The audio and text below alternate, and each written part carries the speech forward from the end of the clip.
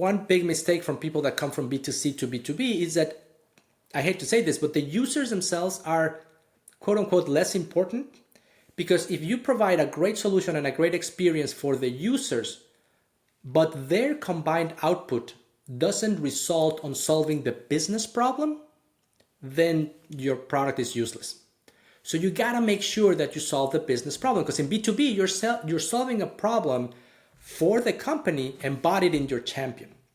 So your champion needs to say, you know what, this would solve the overarching trend. Okay, this is great. We're on a great track. Now that this solution could potentially solve the company's needs, let's start identifying all the users in what I call the user ecosystem, and then figure out how we can make their lives better. Because in B2B, chances are there's going to be a process that these people are going to have to follow, defined by the champion. So you got to make sure where is the friction so that you can solve that friction, right? Hey there, welcome back. Before we start, chances are that you are not a subscriber of the podcast and newsletter. I have so many insightful conversations coming up that I know you don't want to miss out. So make sure you subscribe to my newsletter, and it's also a way to support my work. Both newsletter and podcast are entirely free. Now, my guest today is Daniel Elizalde. Daniel has trained more than 1,500 people in product management, including folks from top tech companies like Tesla, Microsoft, and more. He's been working in product for over 25 years in so many different industries and always in B2B. He's today a well-known product thought leader in the B2B space, authored the book, the B2B Innovators Map, and is definitely a been there, done that kind of leader with several executive roles throughout his journey so far. This was a deep dive on product management applied to B2B products, and it's one you don't want to miss. So without further ado, I bring you Daniel Elizalde. All right, Daniel, we are live. Good to see you. Good to see you, Afonso. It's a pleasure being here with you today. I'm excited about this conversation. I'm super excited too.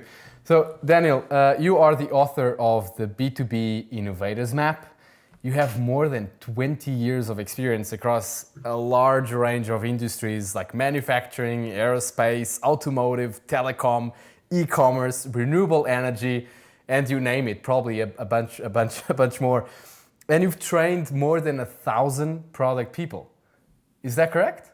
That is correct. It's over 1,500 people that I've trained. Wow. And funny fact, yesterday was my 25th anniversary of moving to the US to start my career. So I officially have 25 years of experience in tech. Wow, that is impressive. That's amazing. So after being in so many different industries, Daniel, and doing so much, especially in B2B, if I'm not mistaken, everything B2B. Correct. I'm so curious, if there's one lesson that you've learned from jumping from context to context, one relevant lesson that you have, what would that be? That's a great one.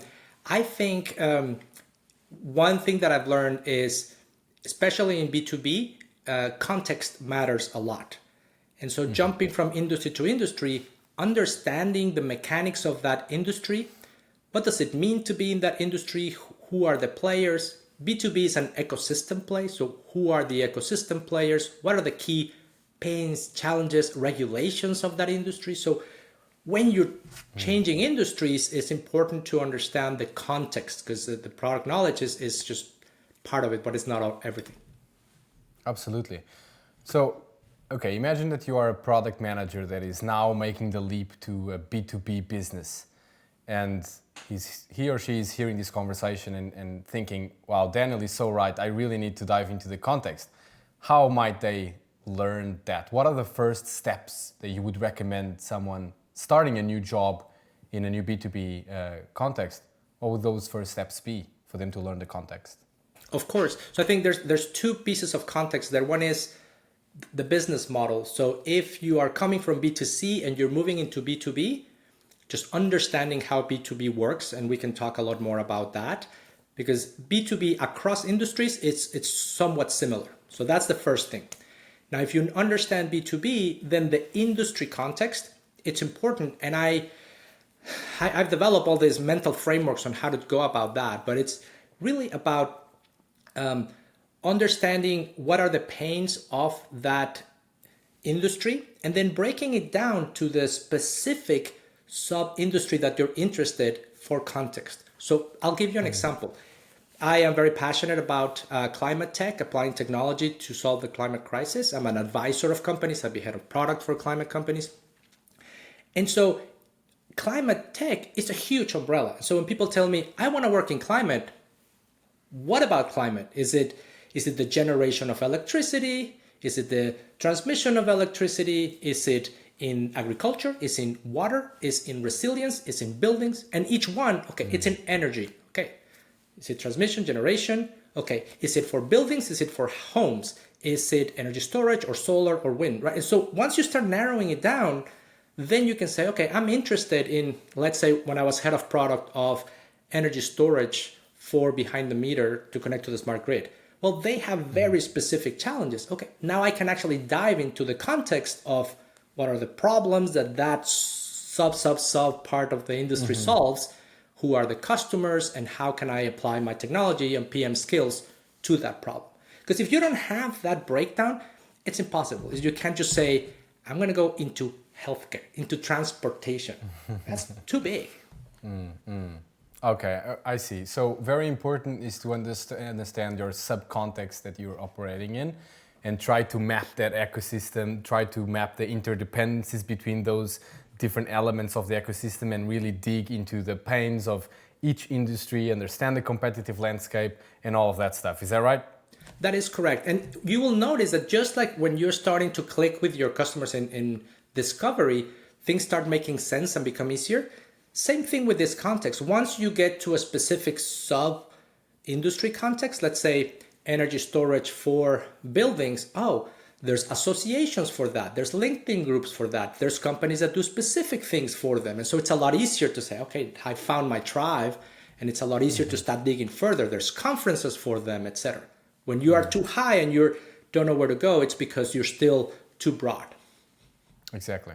Okay, and you also mentioned, so one thing is industry and the other thing is business model. So how the actual business model of your product, if there is an existing product, what is that? How do you go about understanding or mapping that business model usually? Is there any go-to you have, any go-to workshop or any tool or anything that you use to map that out?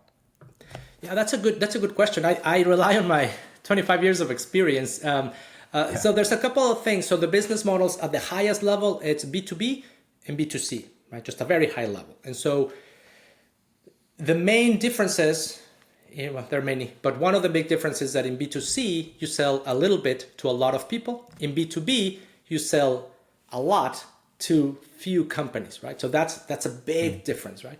And from there's the difference of buyers and users and ecosystems and things like that. And so once you understand the big pillars, it's about figuring out what your company is, or the companies that you're trying to get into, how do they make money, right? And there are the typical ones of like, well, we're a SaaS business, or we're a product-led growth business, which in B2B is not as deep. Or we are a hardware first, or we're a subscription. So understanding those models, then you can say, oh, okay, so you make money by subscriptions, or if you're an IoT company like most of the ones I work with, you have partners that do one-time sell of hardware plus a subscription on embedded plus a fee for networking, right? So you understand, start mapping. It's like, where is the money going to come from? One piece of my background that I want to mention, I've been training thousands of people on my frameworks. And one of the frameworks is the IoT decision framework is what I teach in my courses on my website. I taught at Stanford for many years. And in that framework, I teach about business models for complex applications like IoT, right? So if anybody's interested, there's a lot of that in my blog already. But there's a way of thinking about answering the question, how does a company make money, right? And follow the money. That's the key of a product manager is follow the money. Absolutely. And of course, in many cases, there's a lot of people internally that have a lot of knowledge of how the business operates. It's very important to talk with sales, with marketing, and so on, just trying to navigate and pull every single insight that you can internally. And I know that you've, something I want to talk with you about is a very interesting idea that you've been pushing for a few years, which is this idea of internal fit. Is that right? Or internal fit and versus product market fit. We can talk about that in just a bit. But first, just taking a few steps back and actually starting with idea and discovery in B2B. Let's explore that a little bit. So in your book, you have B2B Innovators Map, how to get from an idea to your first 10 customers. So let's start there. Why 10 customers, Daniel? Yeah, that's a great question. And what I noticed when I started writing or giving the idea of a book, I came up with an outline from idea to scale. And as a good product person, I started, shopping around with trusted advisors, and everybody was like, "Well, this is too big of a spectrum."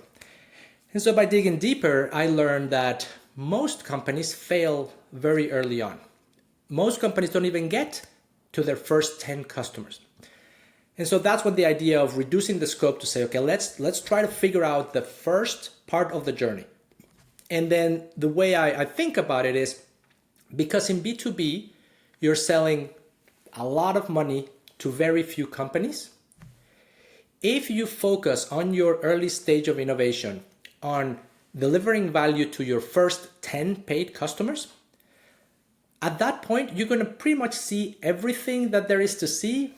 Everything that can go wrong will go wrong, and you will have enough market validation that your product is ready to go to the next stage. Now, what is the next stage depends on your company and a lot of different things that we can talk about.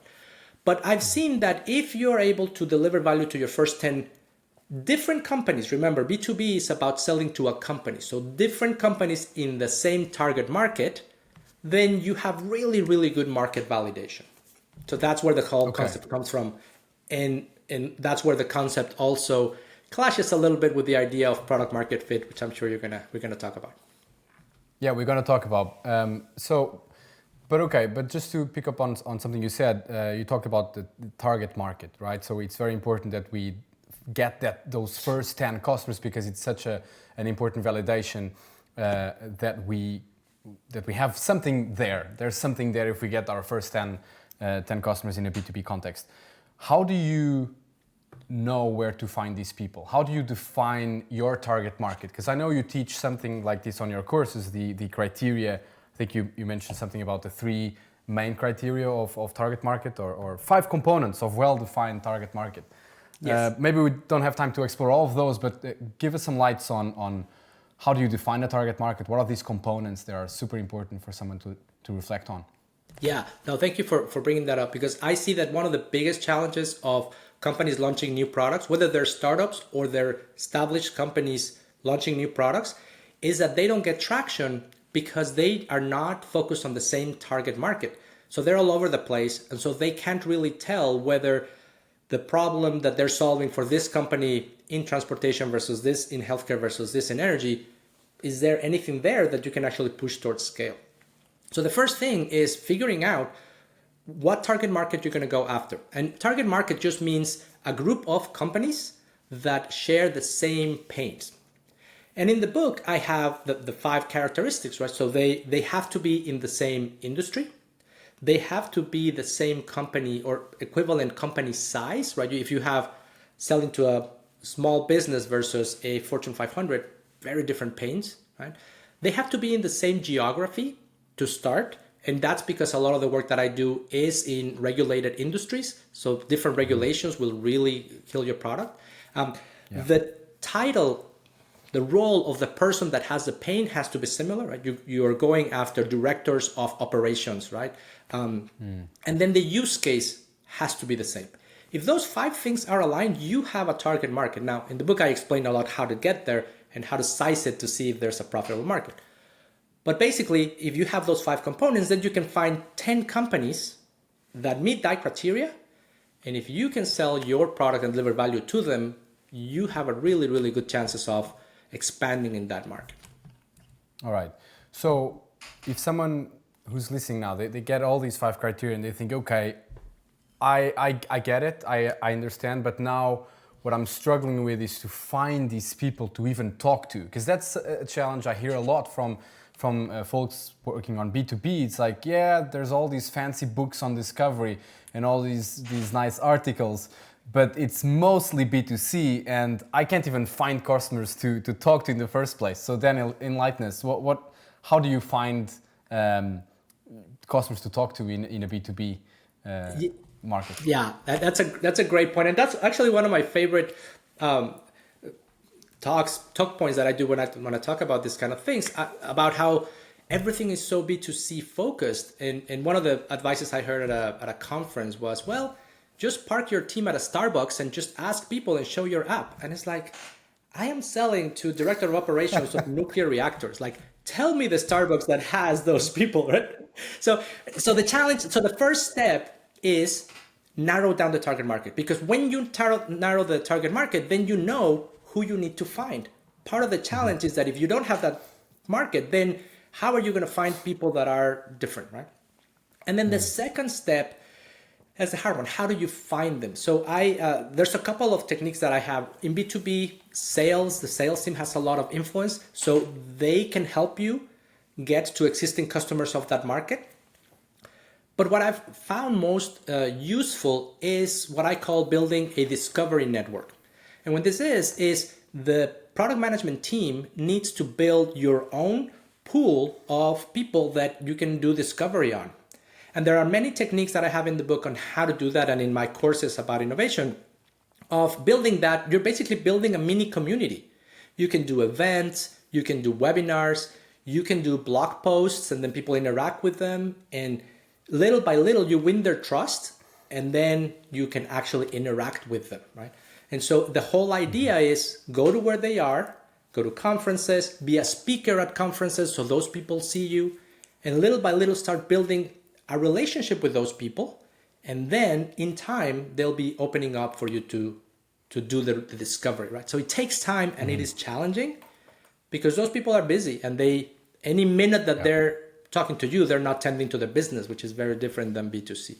So it's all about finding the right people, building a relationship, and then moving forward, right? Absolutely. So what's the danger of having a too small of a network of these customers that you interact on a regular basis? Yes, that's a good point. So what you're looking for is what I call convergence of pain. If people in the same target market, when you interact with them, they are telling you, yes, we have the same pain, you only need about 8 to 10 people in different companies to give you that validation for you to know that you're on the right track. So your discovery network doesn't have to be huge. You just need to have access to 10, 15 people. The exercise I give my clients is usually come up with a list of 30 names, because about a third of those will actually want to talk to you. Right? So when you think about it, it's not that many. Of course, if your target market is CFOs of Fortune 500 banks, well, if you get 3, you're in good shape, right? So it all depends, but really it's that target market, and then making sure that you get convergence of pain. 3 people might be too few, 20 is too many. The rule of thumb that I've learned throughout my years, 8 to 10 to 12 people is enough in B2C. B2B, you mean? Yeah. B2B, I'm sorry, yes. Yeah, of course. Okay, so very interesting. So once you have those, right? So once you've landed those customers and you're happy, what are some of the critical areas that you must test, particularly in B2B, to basically reduce the risk of building something nobody wants? Yeah, that's a great point. And that's a continuum, right? And the whole idea of the book, the B2B Innovators Map, the map has 6 stages, right? Strategic alignment, market discovery, user discovery, solution planning, prototyping, and early adopter stage. The first 3 stages are all about understanding your users and your market. The second half of the map is about building a solution that they want. Because it's interesting, if you understand the pace of your company, of your customers, that doesn't mean that automatically whatever you build is going to be good for them, especially in B2B, because there's budgets and there's buying criteria and there's IT regulations and there is ecosystem play, all these things, right? And so what I recommend is that once you understand the pace of your customers, Then you go into the solution planning stage. And the solution planning stage is all about working with your team to think about what potential solution you could build, and then coming up with what I call an experiment roadmap. It's not a product roadmap, it's an experiment roadmap, so that you can document all the assumptions that you have and how are you going to test them. And I like the approach of desirability, feasibility, and viability. You have to test for all those things. And that's what the prototyping stage is all about, making sure that you go back to this particular 10 people or 20 people that you have a relationship with and show them your prototypes and evolve so that you can mitigate that risk all the way into a pilot project stage, which is, again, very important in B2B. Okay, so I like that you like the taxonomy of desirability, viability, and feasibility. We had David Bland in the first episode, and he also talked a lot about that. So once you get to a stage where you feel you have a strong idea, and you're starting to experiment with these, 10, let's say 10 to 12 people, what are some of the do you have any examples of some prototypes you've done or some experiments that tend to be more successful in a B2B setting? Apart from just prototyping it, of course, is there anything beyond that you can do to test your assumptions? Yeah, that's a really good point. I am a big fan, of course, I'm a big fan of David Bland. I quote him in my book, and he's been in my podcast as well, so a lot of respect. So one prototype that I really like is click-through prototypes. So basically very simple wireframes that you can put in a PDF and you can show to your champions. This is what I call champion, the person that you're trying to solve the problem. And those prototypes are very quickly to create and gives the idea to your potential customer of what a potential solution could look like. And so that you can move really, really, really fast and show them the outcome that they can expect out of your solution. So I've done that a lot. And once you get an idea that, yes, this is going in the right direction, you can actually start building some of the infrastructure behind it with actual engineering. Another one that I really like, and I talk a lot about in my book, is Wizard of Oz, which is the customer gets the outcome as they would, but it's just behind the scenes, it's people doing the work for them, right? And this is extremely important in B2B because in B2B there are so many moving parts. And your system is very important. Your system is not likely to be the system of record. Your system is going to be one of many enterprise systems that your customer is going to have to integrate together. And so when you're showing a prototype, the customer, to get around their head, they're going to see, okay, yeah, but this information comes from our ERP, this comes from Salesforce, this comes from our accounting system, this comes from Workday. And of course, you're not going to prototype all that because you assume that through APIs you can get that. And so the Wizard of Oz is a great idea to say, yeah, this is what it would look like as we're simulating in the back end through Excel spreadsheets or something that the data is coming in the right way. And you believe me that that can be done because that's just normal IT integration. But given that all that is true, here's what you would get as of value, right? And so that's a really quick way to test your assumptions because a lot of companies, the mistake that they make is that they feel like, oh, for us to prove this, we actually have to do all these integrations with manufacturing systems and IT systems. And that alone, if you're a startup, that alone takes your budget and you go over, right? So making sure that you focus on demonstrating the thing that you want to show and everything else is just make believe. Mm-hmm. And when you're testing those assumptions, do you have a go-to of whether you test with customers first and then users, or do you do users first and then customers, or do both at the same time? Tell us what has worked for you the best in all your B2B experience. Yeah, that's a great question. So in my philosophy, in B2B you have buyers and users, right? When you're launching a new product, I don't like calling them buyers. I like to call them champions. And this is the person that has the pain that needs to be solved, and they are willing to test unproven solutions. So you don't need a buyer, you need somebody that can champion your solution and bring it in, right? And so I start by testing it with the champion because one big mistake from people that come from B2C to B2B is that, I hate to say this, but the users themselves are quote unquote less important, because if you provide a great solution and a great experience for the users, but their combined output doesn't result on solving the business problem, then your product is useless. So you gotta make sure that you solve the business problem, because in B2B, you're solving a problem for the company embodied in your champion. So your champion needs to say, you know what, this would solve the overarching trend. Okay, this is great. We're on a great track. Now that this solution could potentially solve the company's needs, let's start identifying all the users in what I call the user ecosystem, and then figure out how we can make their lives better. Because in B2B, chances are there's going to be a process that these people are going to have to follow, defined by the champion. So you got to make sure where is the friction so that you can solve that friction, right? And I can give you an example if that's okay. Of course. So for example, let's say that you're selling a new CRM system, right? A client relationship management like Salesforce. And your champion is the VP of sales. Well, the VP of sales, let's say that the pain they have is they need more visibility into their quarterly quota. That's the problem you're solving.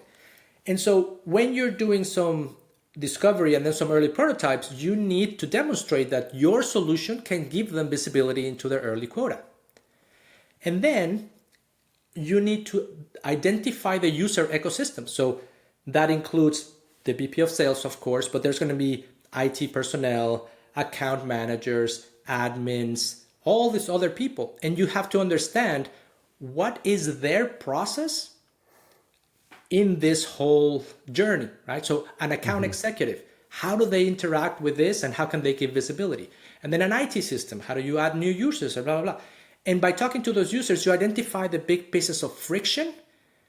And if you can provide a product that removes that friction so that the overall process works more seamlessly, then you are addressing the pains of the champion, right?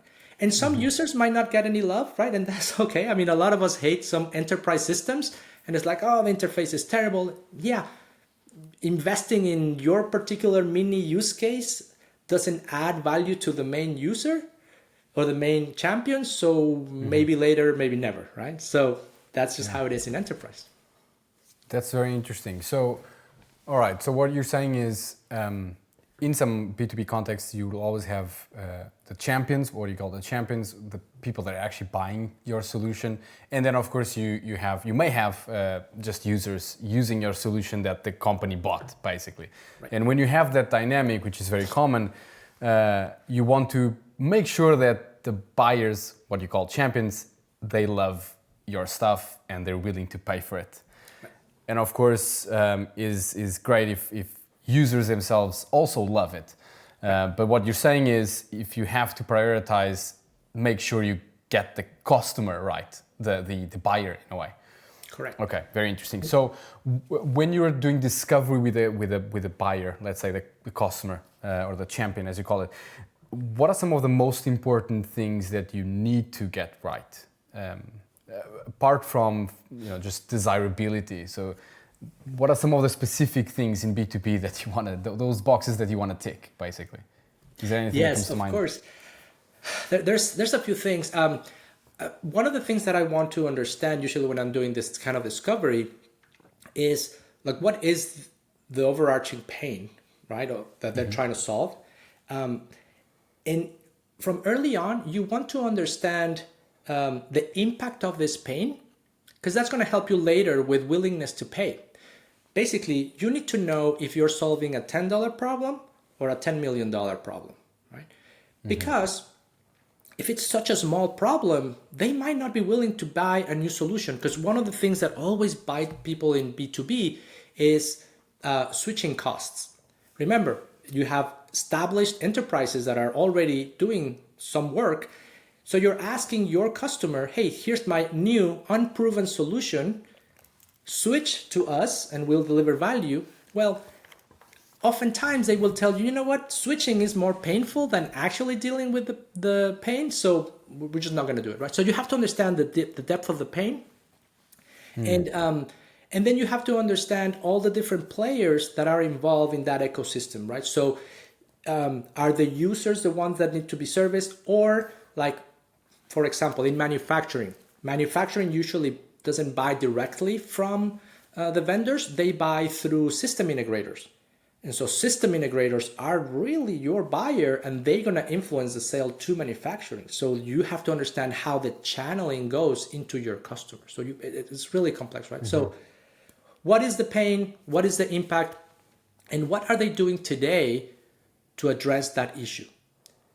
It'd be surprising. Sometimes they say, you know what, we're not doing much. You know that is not a big pain, right? But if they're saying, oh, we've done this and invested in this and brought experts and nothing works, help us, then you have something. Yeah, that's such a good point. Make sure you have a big enough problem. Make sure you're solving it, a $10 million problem rather than a $10 problem. That's a very important point. And then you followed by a very important point too, which is the switching costs, which is particularly important in B2B. Exactly. And very good. So, yeah. If I may, took a couple of things there. When I test for viability, feasibility, and desirability, switching costs is one of my criteria for viability. If switching costs are too high, there might not be an opportunity here, right? So I contemplate that in my framework. And the other thing that is very important, that's why it's important to have a clear target market, is that you want to make sure that the range of pain is aligned with the company you're targeting. I said $10 pain or $10 million pain. Well, I used to work in a $40 billion company. $10 million pain is not even worth looking at, right? So it might sound a lot to you if you're a startup, but for those guys, it's like, you book the halls of the cafeteria and you find $10 million under the couches and that's fine, right? It's crazy. It's crazy the amount of money that moves in B2B. So you have to understand, like for a huge corporation, maybe you're talking about a $50 million problem or something that affects, sales for the quarter that results in $1 billion loss. There is where you have something. Otherwise, switching costs, IT installations, and politics are gonna kill your chances. Interesting. Is there anything else in your viability framework that you usually include, particularly for B2B, apart from switching costs and other things that you already mentioned? Yes, there's one that I feel very strongly about. Having, when I work at Ericsson and I was running their venture studio, one of the things that I put in the book is for viability, you have to look for what I call internal viability. That means when you're launching a new product and you're a product leader or an innovator, you found a pain in the market, you have an idea of what a solution could be, you still need to get your company convinced that they need to invest in build this product because it's going to take time, resources, effort. And I've seen a lot of products die that have potential, but they die because they didn't get internal viability. See, what happens is that when companies start investing in innovation, they're excited about the possibility, but nobody really understands where this is going to go. It's a lot of uncertainty. So once you actually go through this process and you're showing prototypes to your stakeholders and to your advisory board and saying, hey, this is where we're going. Are you still with me? This is where we're going. Are you still with me? At some point, they're like, whoa. That's going to take for us to open a services arm, or that's going to affect our channel partners, or that's going to cannibalize one of our main offerings. No. We're not going to do it, right? And you better want to know that early before you invest in trying to bring this to market, right? So it's not a given that your company will support whatever it is that you found, even if it looks like a profitable opportunity, right? Very good point. Internal viability, extremely crucial in B2B particularly. So you mentioned you want to make sure you keep your stakeholders aligned all the time. You want to make sure that you validate those internal assumptions, that you have people on board all the time. What are some of the very practical things that a product manager working in B2B can do to make sure that happens? Yeah, that's an excellent point. I'm glad you asked that question. So in my experience, there are two sides of bringing a new product to market. One is the market-facing challenges, and then the internal-facing challenges. Lack of alignment throughout the innovation journey, it's one of the biggest killers of new products, in B2B at least. And so that's why in the Innovators Map, I start with strategic alignment. That is the first stage. From the very early on, you have to have agreement on what problem you're going to solve for your customer. I advise a lot of companies that say, well, we're just going to innovate, or we need some AI strategy. For what, right? Or we just need a bigger return on, our investments. And it's like, put a food truck, and get 3%, or put it in the bank. I mean, where are we going with this? So getting that alignment, because if you don't get that alignment early on, then when they actually see how much it's going to cost and where it's going, they're going to be like, whoa, we didn't want that, right? And so you have to have that alignment, and then you have to have what I call an advisory board. Some people call it an innovation council, or basically just means a group of influential people in the company that are going to support you throughout this journey. And if you're in a large company, it could be heads of different business units and some VPs, etc. But even if you're in a small company, the CEO and the CTO, at least, they need to be this. So every time you go through each stage of the B2B Innovators Map, it's gated. You have to go back to your advisory board and say, hey, this is a problem we're going to explore. Are we still okay? Are we okay to invest? Okay.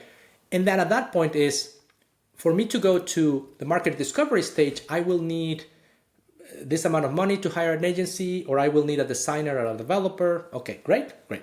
Now we went through the target market. Here's the target market that we're going to explore. Do we like it? Is it still okay? Okay, I'm ready to go to the user discovery stage, and I'm going to need this from you. Go, no go, right?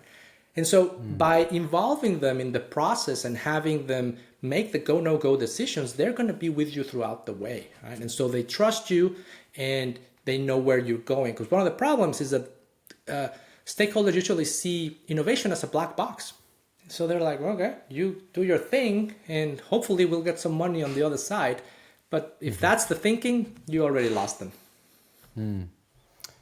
What can you do to not lose them? What's the most important thing you need to do to make sure you get the go in that meeting? Yeah, so there's two things. One is very early on, they need to understand the process, because innovation is a process, right? They need to understand what's going to happen throughout the journey. And then you need to have, the second part would be, you need to have constant checkpoints where you remind them where you are in the journey, what are you doing and why you're doing it, and then get their feedback and their approval to say go, no go, right? If it's a no go, that's great, because that means that you kill the project right there and you're going to kill it later and waste more money, right? So you have to keep them involved, and they have to understand where this is going and what your process is, right? Okay, great. So just pure storytelling on why we're doing this, where are we going, how does it look like in terms of where we are and what's next and so on, and then ensuring that we have constant checkpoints, bringing in very important stakeholders for them to ensure that they're following. We're bringing in the evidence that we're collecting, we tell the story, we link it to business value, hopefully, and hopefully we get the go. And I also liked your point on, if we get a no-go, that's great news, because then you can actually kill the product and start focusing on something else. I think that's such a great point, Daniel, because a lot of people get disappointed when the business leader or a CEO or whatever pivots to a certain direction or kills a certain opportunity or product initiative or discovery initiative. But that's actually really good sometimes, because it's, when you actually kill it, then you manage to focus on something else. So killing ideas is actually a great symptom of, it's a healthy symptom that you are actually testing things and generating evidence. So that's a great point. And I think it's very important to note that without the support of your stakeholders, no product is ever going to go anywhere. So that's why you have to get those go, no go meetings. Especially, let's say you're in a bigger company and you're in corporate innovation. Eventually, your new product is going to have an exit, right? Is it going to go? I mean, it's very difficult for a innovation team to actually take something to market and to scale. So usually it exits, right? It either becomes its own company, or either it goes to a formal incubator, or it goes to a business unit for growth, right? And so that means that you have to have decided that exit early on. And then the person that's going to inherit, the leader that's going to inherit that, needs to be in line everywhere, because it's like, hey, we're making progress. Are you still going to take it? This is what it's going to look like, and this is what it's going to need, and right? And so it's super, super important, because otherwise I've been in situations where you take it all the way and they're like, you know what? No, I'm not going to take it. Great. Yeah. Now, I think a lot of people who are listening that has worked with B2B in large organizations or even really, really large enterprises, they're going to be very familiar with all the things you're talking about, especially with gate reviews. I wanted to ask you, do you usually link a metered funding dynamic process into those gate reviews, or is it linear, basically? Meaning that funding of the team increases as they go along the different gates. What have you seen in terms of funding styles? Yes, that's a really good point. And I advocate the idea of increasing funding as you get more evidence. And so that's why it's very important at the very beginning of the process saying, this is going to be the process. And at the strategic alignment stage, it's just me convincing the stakeholders. When we go to market discovery, I will need some funding for another person, maybe hire an agency to do some discovery. And as you move on, like when you go into the early adopter stage and you're deploying a real pilot, I mean, you have a working product, you have probably 1 or 2 engineering pods, you have a business developer, you have somebody in pricing, you have somebody in finance to actually do the transaction, somebody in legal involved, right? And those are not full-time in the innovation group, but like, hey, I remember being in the venture studio at Ericsson, like at some point we had customers that wanted to do a pilot and they wanted to look at contracts. And I was like, okay, stakeholders, I actually need somebody from legal to help me negotiate what a pilot would look like so the company is protected. So you continue going, but you have to be very transparent from the very beginning. And it's like, this is what the process looks like. And this is what you're going to be funding throughout. And the good thing is that I am only going to ask you to give me more money if I am seeing evidence that this could work and have a big return. If not, I'm not going to ask you for money just to build just because then what's the purpose of doing innovation this way? Absolutely. I really like the increasing funding based on the amount of evidence that is being shown. That is very good practice. So you also mentioned the size of team increasing as you move along. I also think in B2B it's incredibly powerful to have a product manager and a service designer, because you also mentioned it's very complex sometimes to map all these interactions between different customers and different players and the users, and so I think service design can play a massive role there as well. But you mentioned something very interesting that I can't not address it. You mentioned something in, I think you called it micro discovery. Did I hear it right? It was like very early discovery. You might bring an agency to do discovery. Did you mention that? Yes. Can you elaborate on that? I think that's not so common in Norway, for example. Yeah, no, I think it's interesting, right? Because the way I see the role of the innovation leader, whether it's a product leader or whoever is leading this new innovation, is to make sure that things get done. And so if you are going through this process, you have alignment of what you're going to do, and then let's say you're going to explore the target market. Okay, how do you do that? You might be able to do some interviews, but there are companies that do this for a living, industry analysts. And so you might need to get a couple $1,000s to buy a report, and that's enough, or you might need to schedule a custom report, right? Then when you're doing champion discovery and you're doing discovery with users, your company might not have the skills to do that discovery. And so when you're asking for resources, ideally you could get somebody in-house that has those skills to help you do that. But I've worked in companies that they don't have those skills in-house, and they say, but we have money.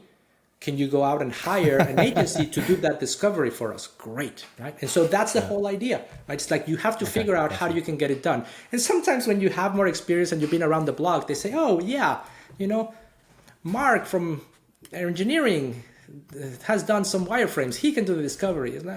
No. Can I hire an agency, or can I hire? There's a lot of coaches and advisors that are great, and they just need to figure out this. And there's also ways to do it. I've done it in a way that saying, if we are building a capability internally, so yes, we are discovering opportunities, but we're also building this capability.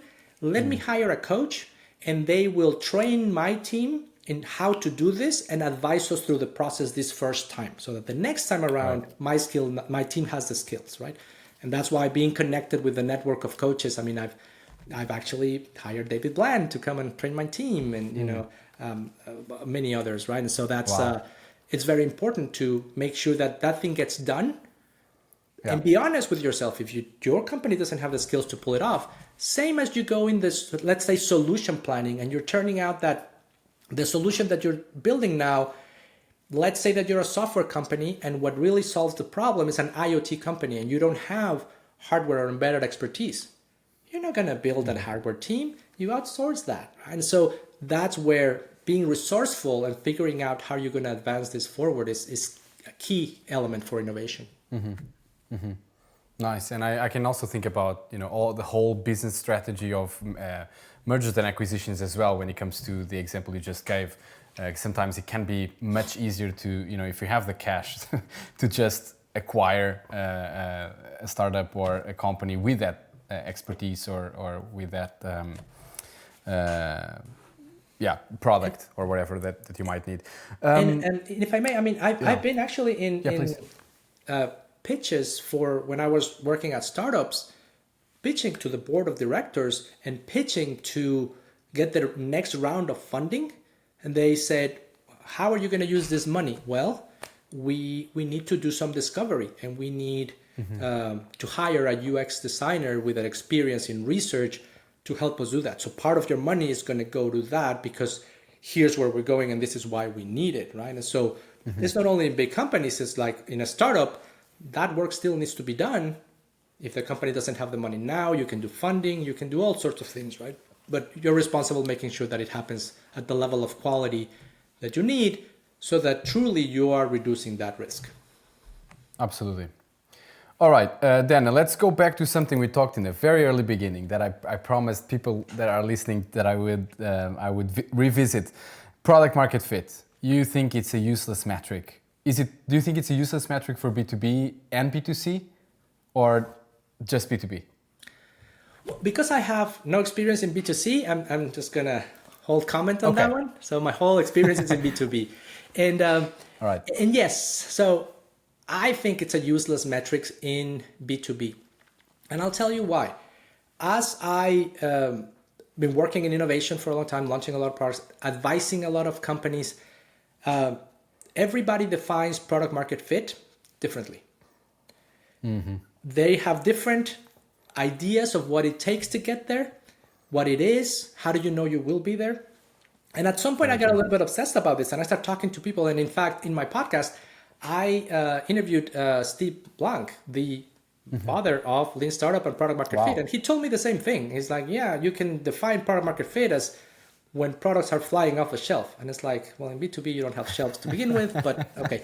And so what I realized is that one of the biggest challenges in innovation is to get this internal alignment and leaders to support you throughout the journey. And when you can't tell them where you're going and how do you know when you're there, right? The product, fund me until the product is flying off the shelf.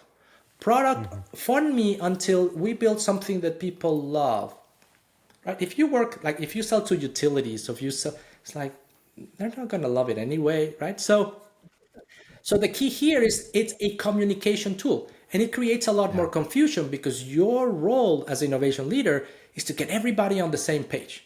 And if you're leading with a fuzzy, vague concept, then you can't get everybody on the same page. And so that's where my approach of your first 10 customers comes into play. It's a communication tool. People sometimes argue with me on those, like, what about 8? Sure, 8 is fine, right? But it's a communication tool. You're saying, we're going to go through these steps, and we'll be ready to know for the major investment round next and growth when we have the data from 10 concrete customers.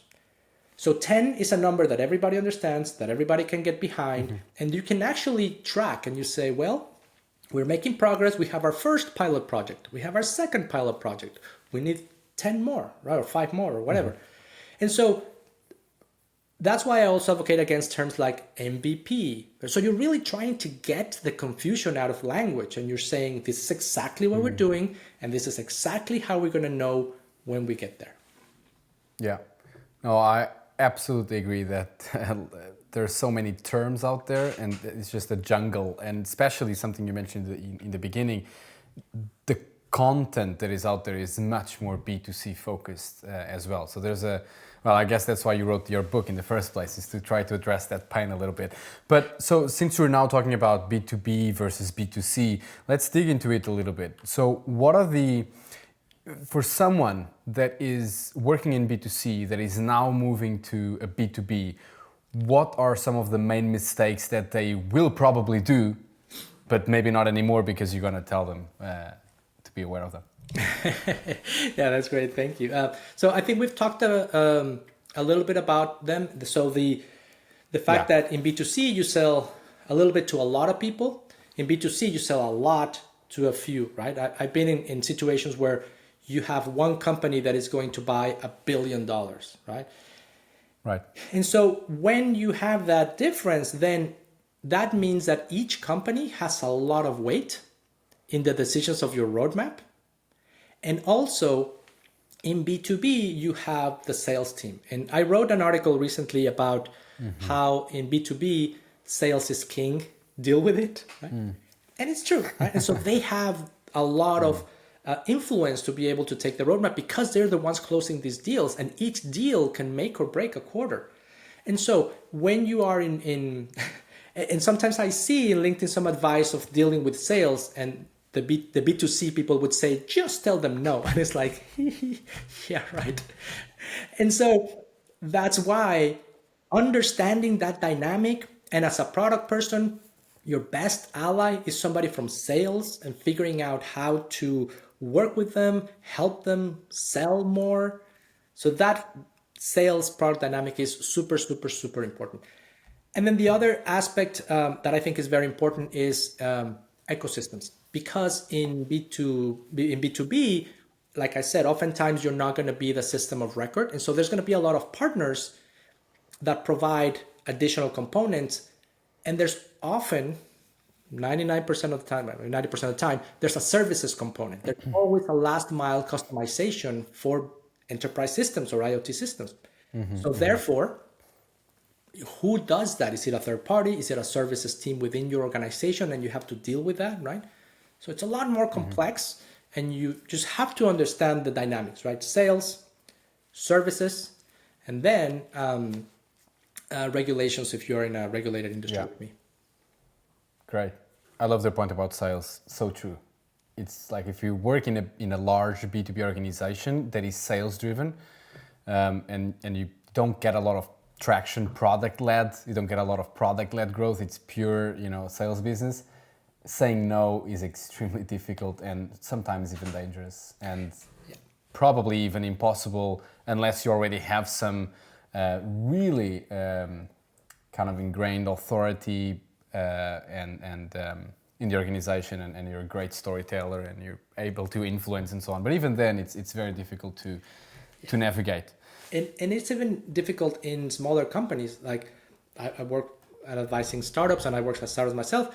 And so when you're trying to get some traction in the market and you have this deal that could potentially, turn your fortune, it's going to be almost impossible to say no to that. And it's understandable, right? And so what's good for the company is good for you, right? So we have to get down off our high horse of like, this is product and this is what we do. And we're going to do. And no, we're all trying to build a business here. And without this initial sales, there might not be any business. And just understanding that, unless you're the CPO, chances are you're not going to have that influence. And even as a CPO, I've been in those situations, some situations, some context might trump whatever the roadmap said, whatever, because the survival of the company is at stake, right? And Yeah, that's absolutely. fine. And that is fine. And that is fine. And I think one thing that is incredibly important is giving that context to the teams, because when that tension, it's a classic. There's tension, being a B2B like product and sales. And I feel that most of the times this tension is because, well, first of all, product doesn't really understand the context of such an important deal that sales might have to make. And the reason why is because the product leader or the CEO or the executive team, whoever didn't really provide the context to the team to explain how important this deal would be and blah blah blah. But also, I think the stronger the product organization, the less the tension with sales as well, because you get really strong people that, as you said before, they get to partner with sales. Instead of being this sort of handover or this sort of tension relationship, they're actually buddies. They're partnering together. They want to grow the business together and focus on that, as well as innovating on behalf of their customers.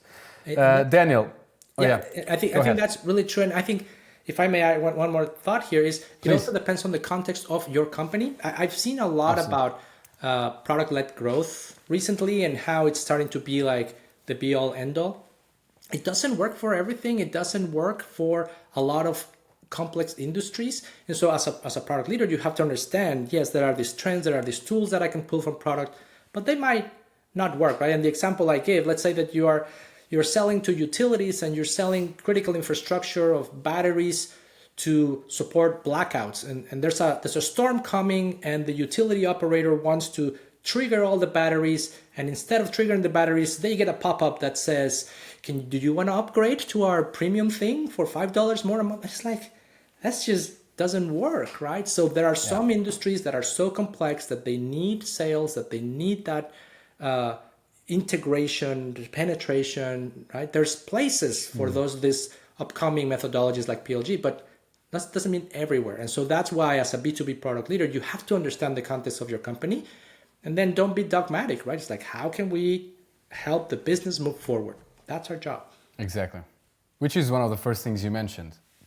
Make sure you understand your business model, make sure you understand your industry and market dynamics, right. Because everything in product is contextualized, and you got to understand those things.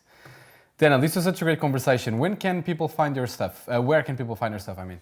Thank you so much for having me. I really enjoyed talking to you. And they can find everything on my website, danielelizalde.com. And I have, anywhere from my courses to my book, a lot of articles, my podcast, and then you can find everything there. So thank you.